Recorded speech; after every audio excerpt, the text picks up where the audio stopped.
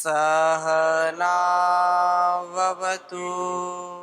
सहनौ भुनक्तु सह वीर्यं करवावहै तेजस्विनावधीतमस्तु मा विद्विषावहै। ओम शांति शांति शांति। वैदिक जीवन पद्धति की इस कक्षा में आपका स्वागत है, अभिनंदन है।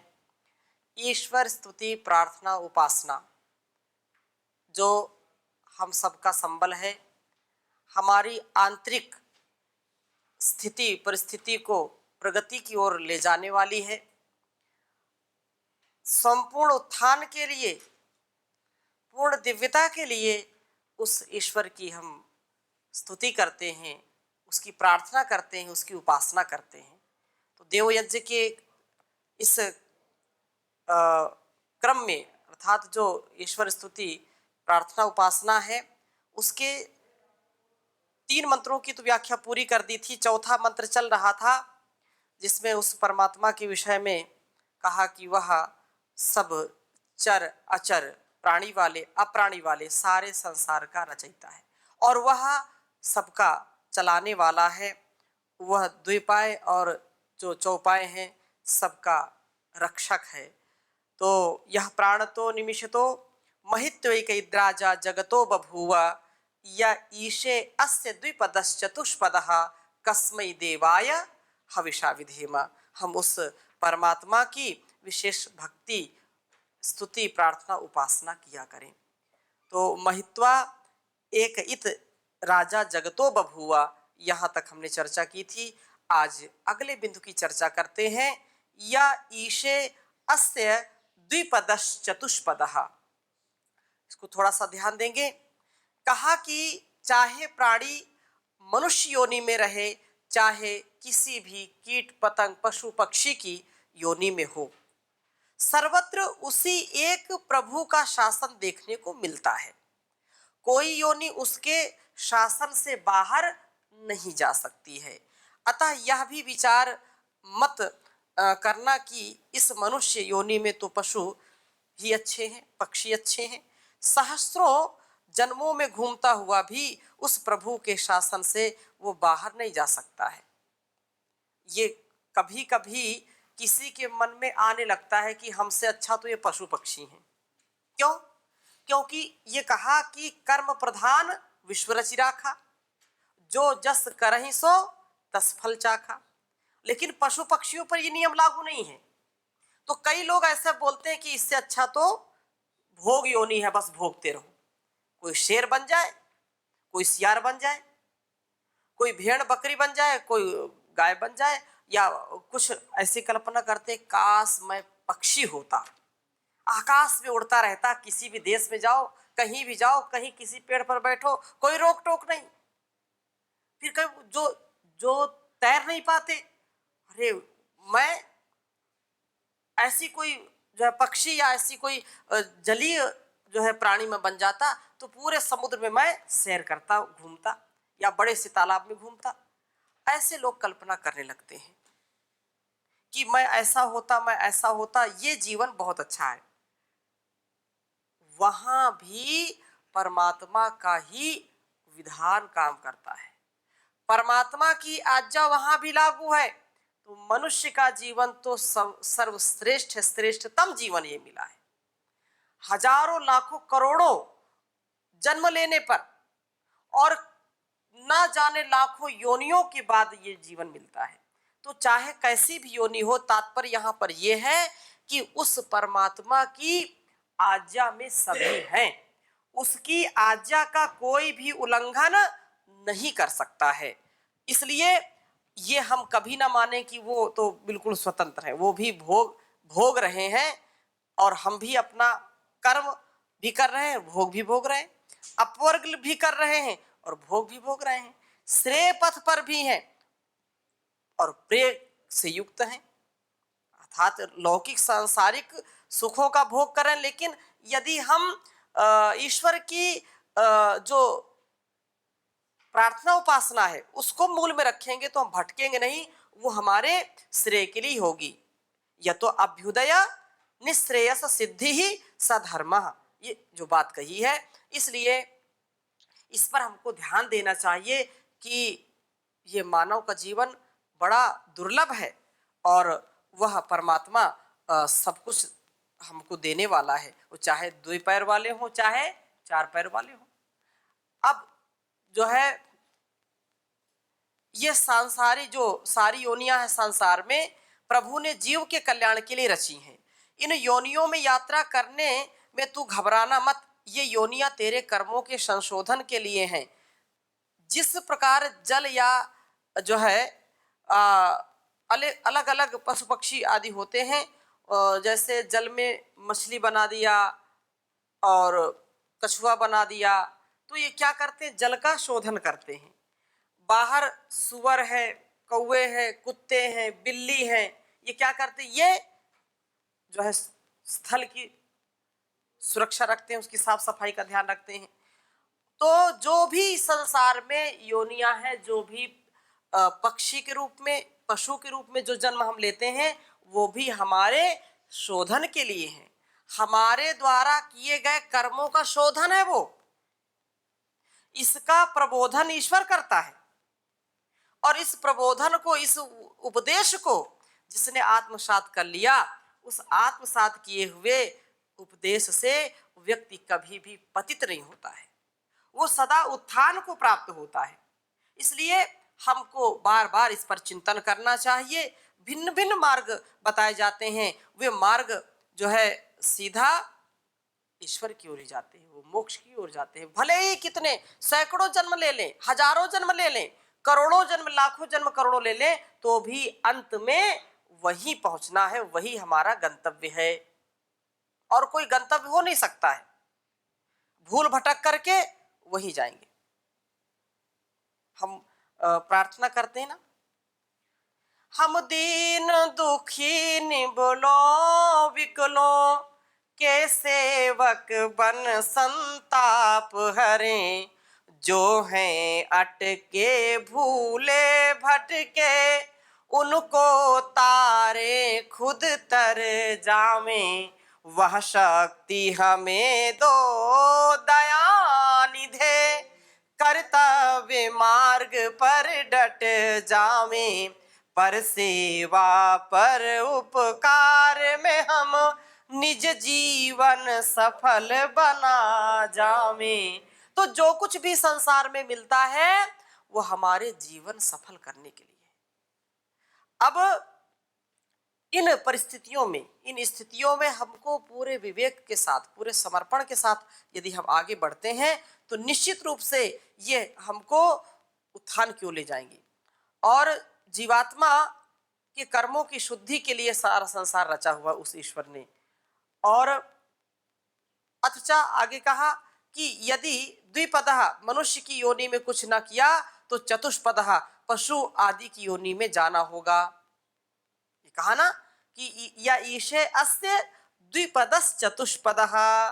अरे इस संसार में तुमको मानव शरीर मिला है, और मानव शरीर को पाकर के भी यदि तुमने अच्छे कर्म नहीं किए, यदि मानव शरीर को पाकर के आपका राग, आपकी आसक्ति भोगों की ओर हुई, तो निश्चित रूप से आपको 4 पैर वाले बनना पड़ेगा, कुकर सूकर बनना पड़ेगा, कुत्ता बनोगे या सुअर बनोगे, बिल्ली बनोगे, और उससे भी दुर्गति वाली जो योनियां उनमें भी जाना पड़ेगा, जलकुंभी बनना पड़ेगा, जल जल जो है नाली के कीड़े बनने पड़ेंगे।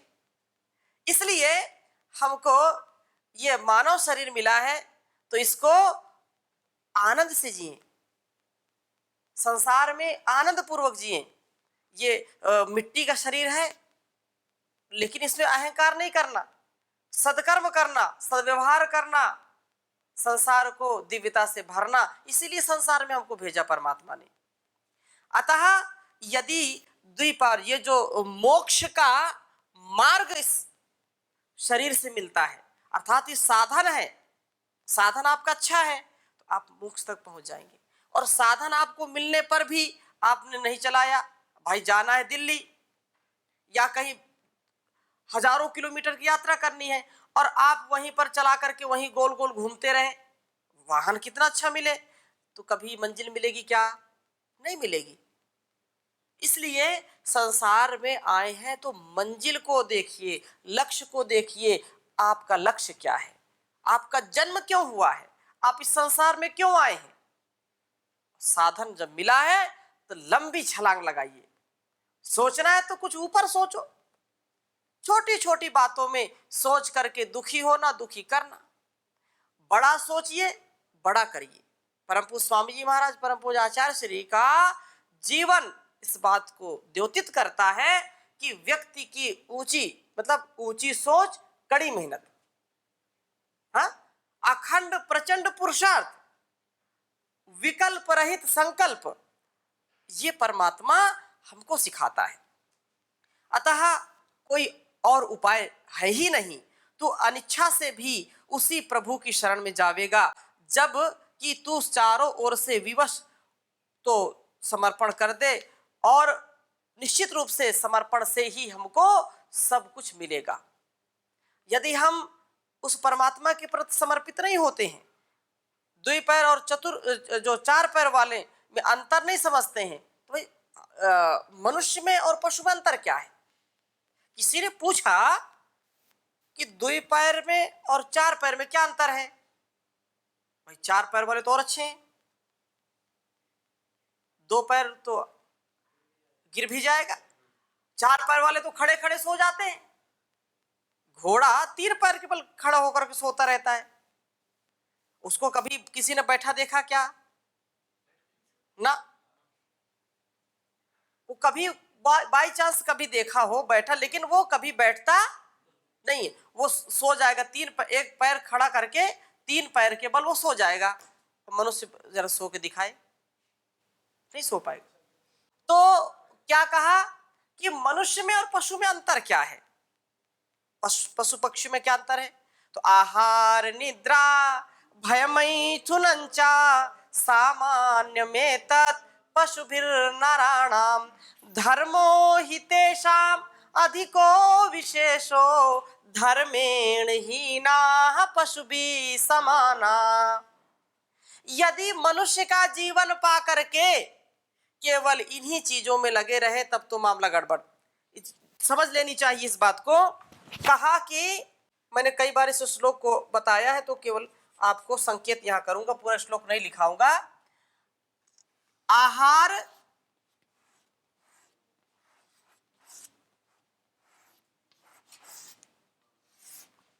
निद्रा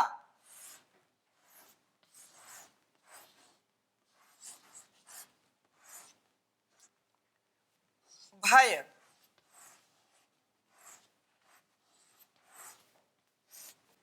मैथुन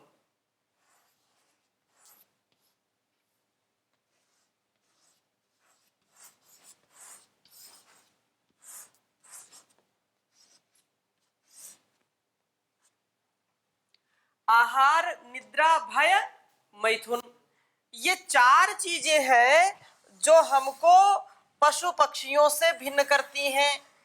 ये जो मनुष्य योनि है, मनुष्य और पशुओं में क्या अंतर है?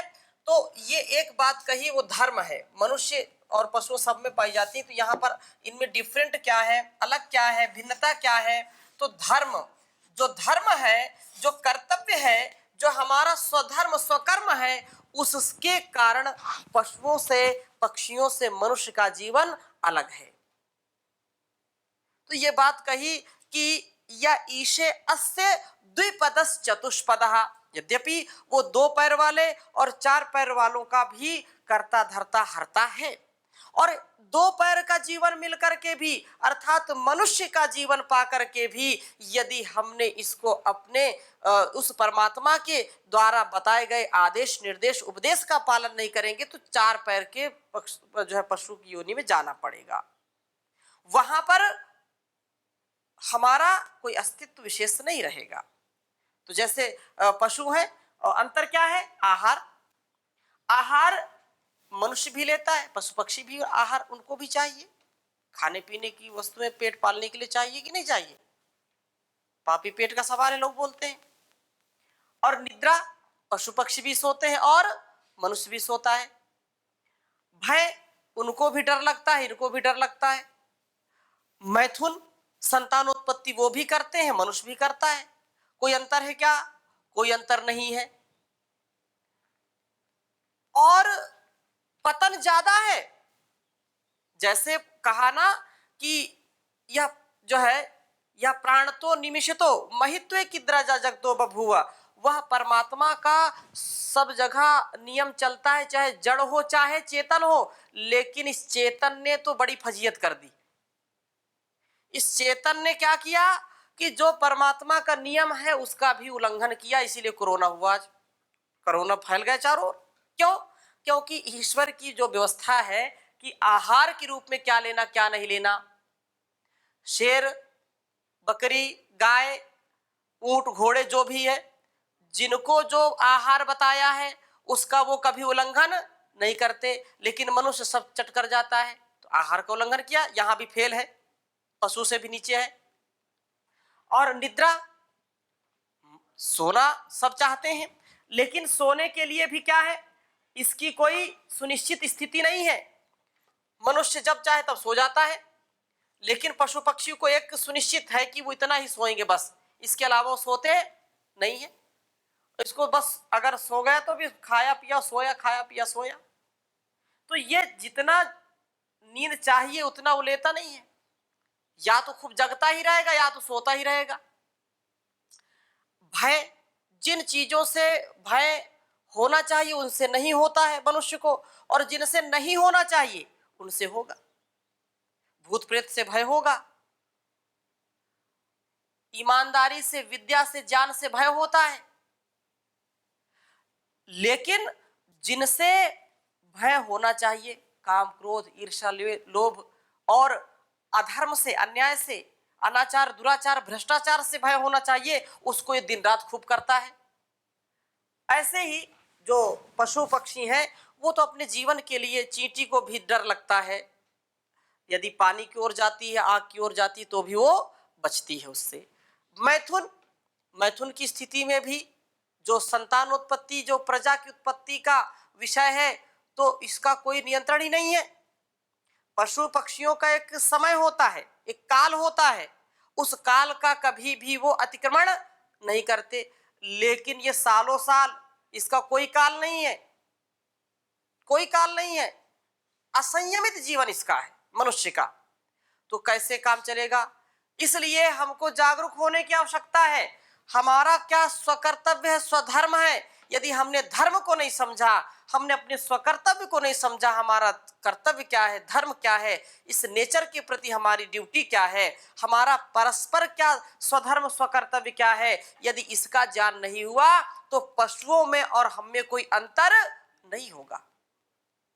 विशेष ध्यान देने की बात है जो इस वेद मंत्र में कही है कि या ईशे अस्य द्विपदस् चतुष्पदः, वह परमात्मा, दूसरी ओर से मैं समझा रहा हूं कि जो खाना पीना सोना,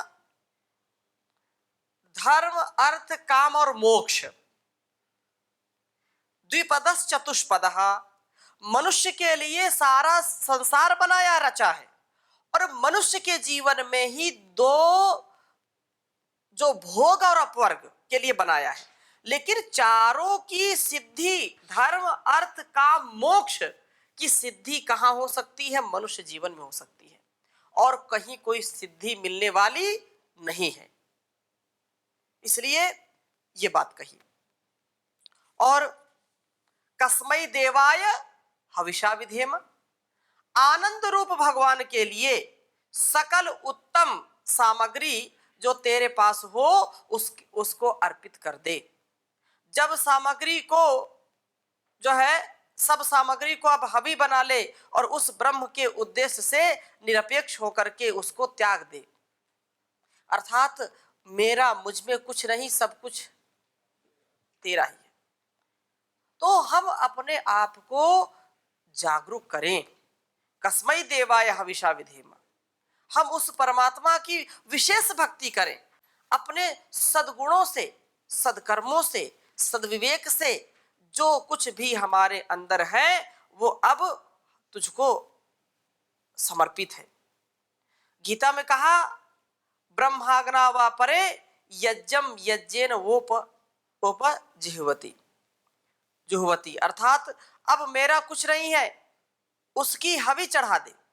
अब ना कोई मेरा सामान है, ना कोई मेरा विचार है, अब तो मैं ईश्वर परिधान कर चुका। तस्य वाचिका प्रणवा तज्जपस तदर्थ भावनम।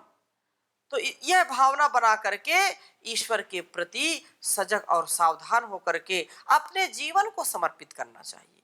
ऐसे भावों से हमको हर पल हर क्षण ओतप्रोत रहना चाहिए। ऐसे भावों को हृदय में रख करके ऋषि ने इस मंत्र की इसीलिए व्याख्या की थी कि जो यह प्राणतः, मैंने पहली कक्षा में भी इस मंत्र की व्याख्या में कहा था कि यह जो प्राण वाले और निमित्त जो है अप्राणी रूप जगत, जो जा माने जगत, जा माने जन्मना और गत माने चले जाना, इस संसार में जन्म लेना और बार बार चले जाना, संसारे असारे संसारे, यहाँ जो सब कुछ सारहीन है। ऐसी स्थिति परिस्थिति में अपने आप को ऊंचा उठाने के लिए काम करना चाहिए। लेकिन कुछ व्यापार करते हैं, सारा संसार का व्यापार, यहाँ का सत्कार, यहाँ का वो सारा नष्ट हो जाता है और लोग कष्ट पाते हैं। कष्ट सारे नष्ट होंगे यदि हम उस ईश्वर का गुणगान करेंगे, उसकी महिमा का बखान करेंगे, उसके प्रति कृतज्ञता पूर्वक, दृढ़ता पूर्वक अपने आप को लगाएंगे।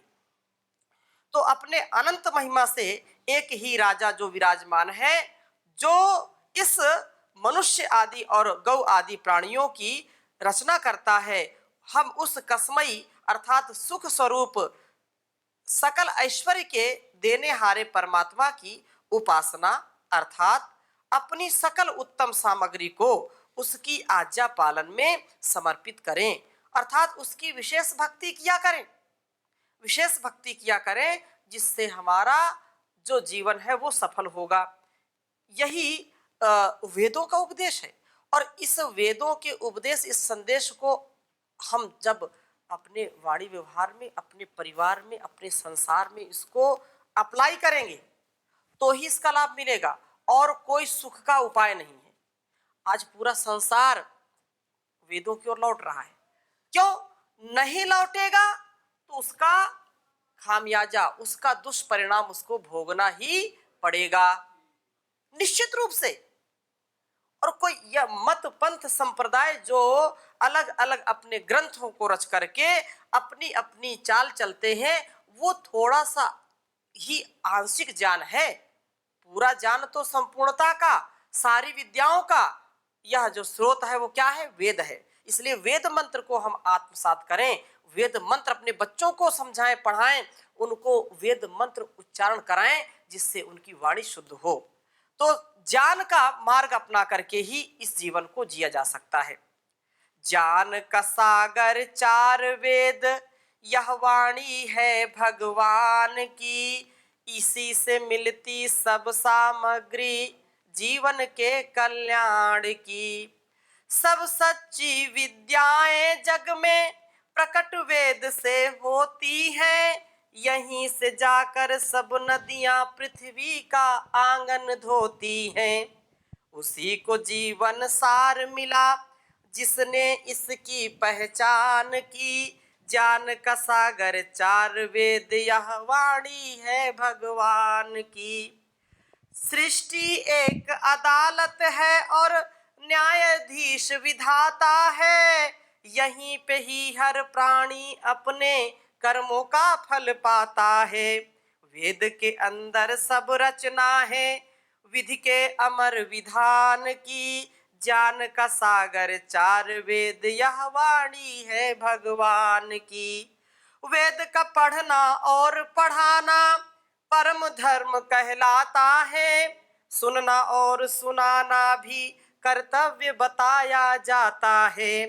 वेद ही असली दौलत है दुनिया के हर इंसान की। ज्ञान का सागर चार वेद, यह वाणी है भगवान की। धन्य धन्य भारत भूमि जिस पर वेदों का गान हुआ। वेद का अमृत पिया पिलाया तब यह देश महान हुआ।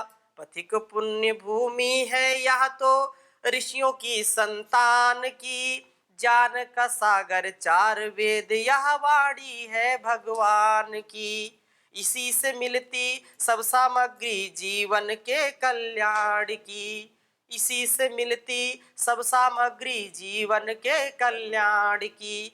तो ये कल्याण यदि चाहते हैं तो वेद का मार्ग अपनाना पड़ेगा और कोई दूसरा मार्ग नहीं है। जी ओम पूज्य स्वामी जी, जी। ये वेदों का भाष्य कराने के लिए मैक्स मुलर कोई आदमी आया था जिसने इसको वेदों का भाष्य गलत तरीके से किया, इसलिए हमारी विद्या ये कुछ नीचे चली गई थी। तो मैक्स मुलर ये अंग्रेज था कोई? मैक्स मुलर का लॉर्ड महर्षि मैकाले? लॉर्ड मैकाले नहीं, मैक्स मुलर जो पाश्चात्य विद्वान था। और महर्षि ने कहीं पर लिखा कि उसका शुद्ध नाम मोक्ष मूलर था। मैक्स मुलर, मोक्ष मूलर। मैक्स मुलर पढ़ा मैंने तो। हाँ, मैक्स मूलर ही ऐसा अंग्रेजी में लिखते हैं। कहीं लिखा है, मैंने पढ़ा था, मोक्ष मूलर है। और बहुत बड़ा विद्वान वो था। लेकिन अब जितना जिसके पास ज्ञान होगा उतना ही लिखेगा। ऐसे ही ना उसको गलत तरीके से लिखवाने के लिए उसको बुलाया गया। हाँ, बहुत बहुत तोड़ फोड़ भी की ना। अब ये एक वेद मंत्र के अनेक लोगों ने अपने अपने अलग अलग ढंग से बातें की, जिससे बहुत ही स्थिति बिगड़ी। उसी के कारण हानि हुई है। केवल उसी के कारण नहीं है, बहुत ऐसे हैं। कई जो है सायण हैं, महीधर हैं, ऐसे वो भी विद्वता में कोई उनमें कमी नहीं है। लेकिन कहीं कहीं जहां जो अर्थ लगाना चाहिए वहां पर नहीं लगाया, अर्थ का अनर्थ किया। यद्यपि हमारा सामर्थ्य उतना नहीं कि हम उन पर आक्षेप करें, बहुत बड़े विद्वान थे। लेकिन महर्षि हमारे आदर्श हैं। महर्षि देव दयानंद जी ने जो दिशा दी, वो यथार्थ जो जान कराया वेदों का, वो जो सर्वकालिक है, सर्व कल्याण के लिए उपयोगी है, वैसा भाष्य यदि हम पढ़ें तो निश्चित रूप से इस संसार का कल्याण होगा। हम प्रयास करें निरुक्त के अनुसार जो वेद मंत्र के अर्थों का संकेत किया गया है, वैसे बहुत हमारे ऋषियों ने भी किया। और वर्तमान काल में भी अनेक विद्वान हुए जिन्होंने महर्षि दयानंद जी के ही आधार पर उनकी शैली के अनुसार इसको लिखा है, समझाया है, और वही आत्मसात करने के योग्य है। तो ऐसे आपको यदि वेद भाष्य पढ़ना भी है तो ऐसे विद्वानों के भाष्य पढ़ें जो ठीक ठीक दिशा में ले जाएं। ऐसे विद्वानों के भाष्य ना पढ़ें जो अर्थ का अनर्थ किए हुए हैं। वो पता नहीं कहां से कहां लेके चले जाते हैं। तो जो लोग संस्कृत नहीं जानते हैं वो लोग फिर समझते हैं अच्छा ऐसा ही है। वो फिर गलत दिशा में उनकी जो है स्थिति हो जाती है, गलत दिशा में मुड़ जाते हैं। तो खैर, अब अगले मंत्र की चर्चा हम अगली कक्षा में करेंगे। अभी यहीं पर विराम देते हैं। ओम